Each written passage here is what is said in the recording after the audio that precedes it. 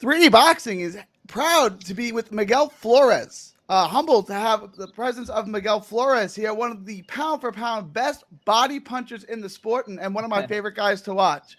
How you doing, Miguel? How's it going? And how's camp going? I'm great. I'm great. I think that's the first time I've been called one of the best body punchers, pound for pound. That's something that's something to be proud of. But I'm doing great, man. Camp has been great. We're actually 3 weeks away from the fight, so I mean I'm as in greatest shape as I can be, and I'm ready to take on the challenge against Abner Mares. It's great to have you back. Are you not usually credited? I mean, you got a lot of body punch knockouts. I mean, you got. I wanted to Yeah, ask you that. What would you rather have? Would you rather beat Abner Mares via body shot knockout, or would you rather hit him with like a left hook to the head and knock him out? What's better, a body shot or a headshot knockout? I'm all about body shots. I've always said it. A fighter can recover from a headshot. He can be hurt and he can recover, but as far as recovering from a body shot, I don't think anybody can recover from a perfectly placed body shot. So I would love a body shot knockout, against Avnet Mares. And you certainly have a lot of those. You got a lot of body shot knockouts. So I want to get into September 4th. I'm not going to call it the Staples, the Crypto crypto.com, Arena. yeah, Crypto Arena, which is formerly the Staples Center in Los Angeles where the Lakers play.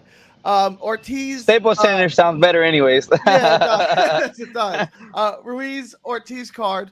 So first off, tell me what it's like. It's been almost a year again that you've been out of the ring. What's it like to be back, and how's that going? How you dealing with the layoff and and it, and, and all that? it's going great. Things sometimes this is a fight. It's been talked about for months, actually over a year. So it was just a matter of time of when Mario was ready to make a comeback. Obviously, we know he's been out for 3 4 years. I've been out for a year, but I've said it before. I mean, sometimes getting the rest, giving your body rest, it does you good. So I'm expecting the best version of Abner Mares. Of course, as a fighter, you always want to stay busy. You always want to stay fighting. But I mean, with networks, with promoters and stuff, sometimes that's not the case. But I'm just glad that PBC, my promoter, my manager, Luis de Cuba, they're giving me this opportunity, to fight another living legend. Before, of course, I fought Leo. But it's a great opportunity, and I'm doing the best I can do to take advantage of it. I want to. We're gonna get into the Santa Cruz fight in a little bit. But Mara's living legend, future Hall of Famer, three division former Three world division, champion, three yes, division three. former world champion. Um, and this is guaranteed fight of the year type action. Yeah. What's it like to go into that kind of fight where we're not going to look to box from the outside? Like we're going to war. We're gonna. Is it 10 rounds or 12 rounds? 10. It's a 10 round fight. Yeah, We're yeah, gonna it's a have 10 10 round rounds fight. of war. What's it like knowing that going in? Well, you said it yourself. He's a three division world champion. I've I told people some of us don't even have the chance to do it at one division. He did it at three. Obviously, I think what plays a big factor is that he did it in the smaller weight classes. He did it at 18, did it at 22. At 26, he didn't really look his best, but he still won a world title. And it's gonna be a great opportunity. Of course, I want to give the fans an exciting fight. That's why a lot of people are like, man, are you gonna box or are you gonna brawl? I'm like, I want to give them an exciting fight, but I want it to be a one-sided exciting fight. I've had one of those against Mario Briones a couple of years ago, where it was an all-action fight. It was a one-sided fight though. I dominated, but he came and gave it his all. So that's what I plan to do this September 4th. Make it a one-sided exciting fight, and obviously it's two Mexicans going at it. There's gonna be blood, there's gonna be punch, there's gonna be hooks, there's gonna be body shots, there's gonna be a little bit of everything, and not just my fight. I think the whole card is stacked with Mexican fighters. You got Rayo Valenzuela, he's fighting a veteran. You got myself.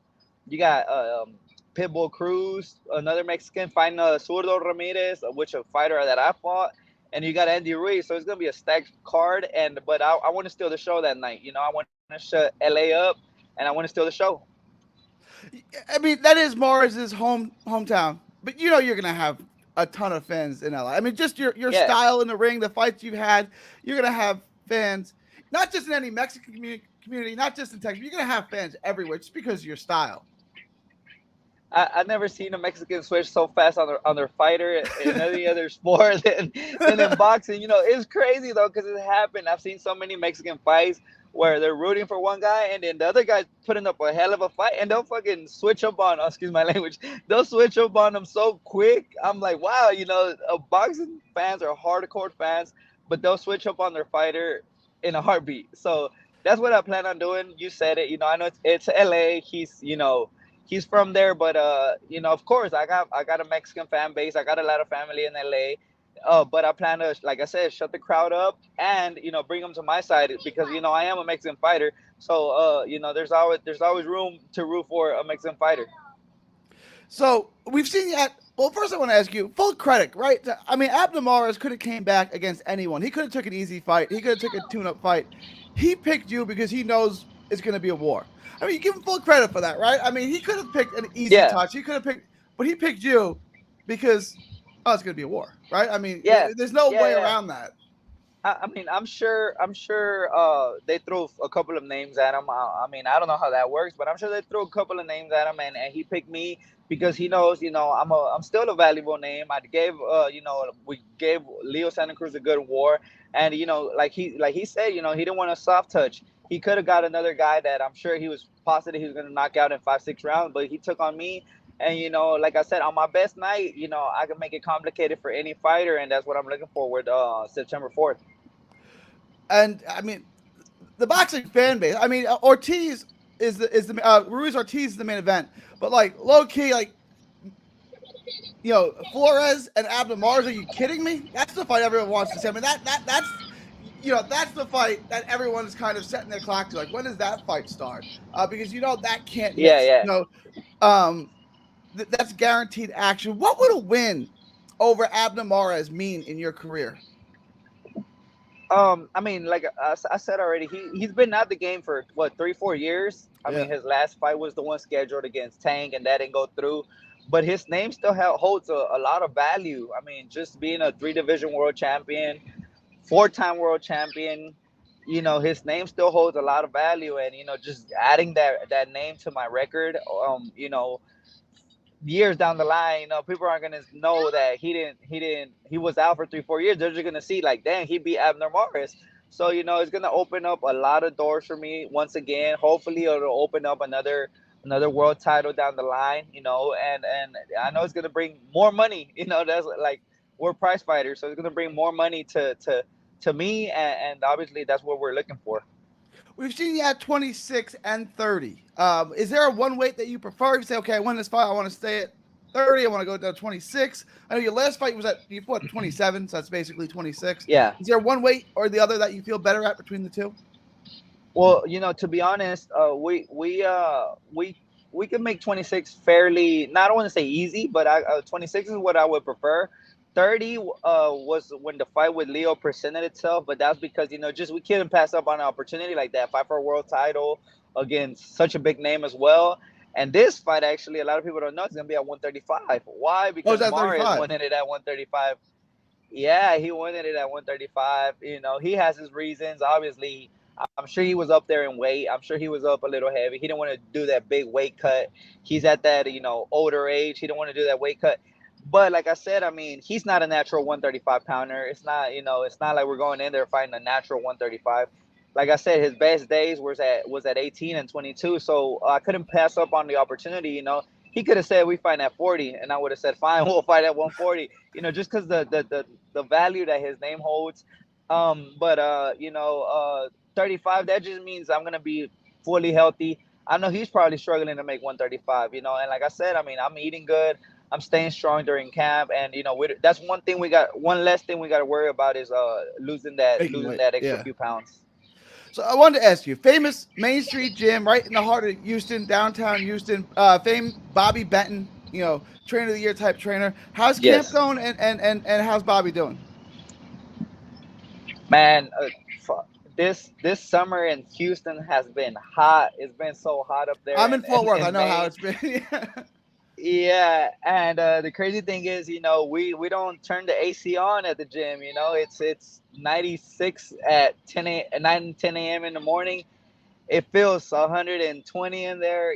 We got all those people in there, but it's only gonna be better when we get to LA. That can't wait to get to that Cali weather, and Bobby's doing great. He's my main guy for this fight. He's the one coming up with the game plan. We're working on a couple of different things, and like you say, he's a world class level trainer. He has Regis, he has Oceanic Foster. He's taken all those guys, and put them in the top five in their divisions. So I'm trusting all my game plan on him, and we've been working on a great game plan, and it's gonna be, you guys are gonna see it September 4th that we've really been grinding, and like I said, it's been hell up in that gym, but God willing, September 4th is all gonna pay off.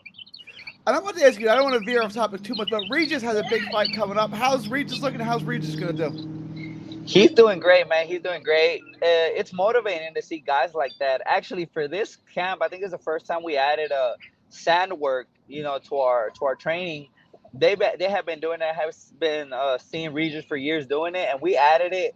And actually, the other day, Regis was the one with the idea of shadow sparring, which we would bring our gloves to the sand and we just kind of work on moves and stuff. And they put me up against Reed, and he kind of tapped me with a jab on my forehead. I was like, damn, the power is real. I'm like, okay, now I know why he's putting those guys down. But he's great. It's actually, I guess, a good thing that his fight against Cepeda was announced. So that kind of gave Bobby a little bit more time to be with me until his fight gets completely set. So Bobby's fully focused on me right now, and God willing, after September 4th, he's gonna come back and get Regis ready for the Cepeda fight. That's a big fight too. But I want to get back to you. You're 25-4 now. Your last fight was, like you said, 27. Impressive knockout over a veteran. You took care of a points victory over a good fighter, tough guy. But I want to go back to the start. You had a sensational amateur career. Talk about a little bit about your amateur career and how you got started in the sport of boxing. Oh, it all goes back to my brother and my dad. They're the ones that got me into the sport. Well, my dad got us into the sport, my brother and myself, mainly to keep us off the streets and keep us busy. My dad's one of those old school fathers, Mexican fathers, that don't want to see their son just hanging around on video games. And he would, basically, I don't want to use the word force, but yeah, he would kind of force me to go to the gym. But to this day, I'm thankful because of what he did and took me to the gym, kept going. And my brother too, obviously, he's the reason why I'm, where I'm at. He taught me the way, and he's the one that always motivated me to keep going. And that's why that's how it all started. Obviously, I traveled to a lot of amateur tournaments, and my brother was always there, kind of motivating me and pushing me. And it's crazy because he would always tell me, like, he was always like, if I don't make it into the boxing thing, you're gonna make it. You're gonna go far. And it was always like, why do you say that? It's like, you should be saying we gonna make it. Not you. He's just like, just don't worry about it. You're gonna go a long way. And I remember a couple of times my brother seeing me get up at 5 a.m. in the morning to go run, or coming home from school and chopping wood and stuff. And then he was always like, he would always give me that little nod, like, yeah, like you're gonna go far. So that's that to this day. This is what keeps me motivated. I mean, as a fighter, sometimes you get tired of training. Sometimes you gotta motivate yourself to go train. Sometimes you don't want to go run. Sometimes you don't want to get up at 5 in the morning to go run. But you got to find that little extra motivation in you. And sometimes I get that from my brother, obviously my family too. But my brother is the biggest motivation. I can't let him down anymore. I had some big opportunities in my career, and I'm saying big opportunities with the world title fight that I had. I lost it, and then the title eliminator that I had, I lost it. So this third opportunity, I think is brought up to me at a perfect time, and the third time is a charm, and we're gonna make the best out of it.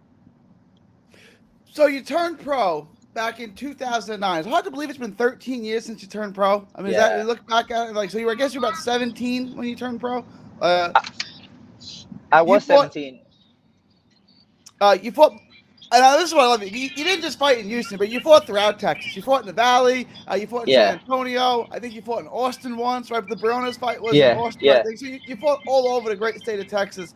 You get to 22-0. You got good wins, like you said, Barones, Tamayo. You got good wins. And your 23rd. Well, talk about that. Talk about your rise up and how you kind of garnered a lot of attention with your knockouts and your style. Talk about the journey up. Those first 22 yeah. fights or so. Well, it was crazy. It was crazy because when my brother passed away, everybody's like, damn, and it didn't cross your mind to stop boxing. I'm like, that's crazy because it did it at that age. It did it. It did not cross my mind to stop boxing at all. And obviously, with the story, with my brother passing away and all that, you would have thought that like a big promoter would have picked me up because they had something to give the audience, like a big story. And no, they didn't. Top rank, golden boy. Nobody signed me, nothing. So I had to, like you say, fight around Texas. I was 10-0 before I got picked up by a big promoter, which was my manager at the time, Louis the Cuba Jr. And from there we just took on I think by my seventh, eighth fight with them, which I was about 18-0, that's when they first put me on TV, and it's all history from there. They kept putting me back on TV, and obviously my first defeat it came here in Houston. Actually, it was like my homecoming, and it's just not. I don't even have excuses for it because I trained my ass off like I always do. And it just, in boxing, I've always said it. You could do everything right, and she's still gonna treat you wrong, because I had done everything right. That fight against that Gwyn, I thought I was winning. I was controlling the fight, and I just got caught with a shot, and that's that. But even after that, my manager still put us back on TV. We had that fight with Chris Avalos, which was one of the worst things that could possibly happen to a fighter. I got headbutted, I got cut, and then they ruled it off a punch when I was up on all the scorecards. So that was, kind of a fluke, but at the end of the day, still a loss.